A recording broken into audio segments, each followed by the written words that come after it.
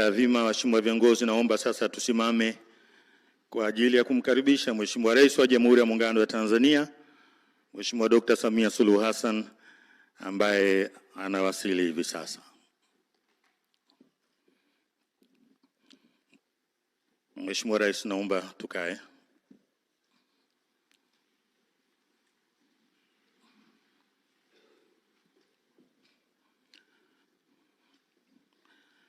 Mheshimiwa Dr. Samia Suluhu Hassan, Rais wa Jamhuri ya Muungano wa Tanzania, waheshimiwa viongozi mliopo, wageni waalikwa, mabibi na mabwana.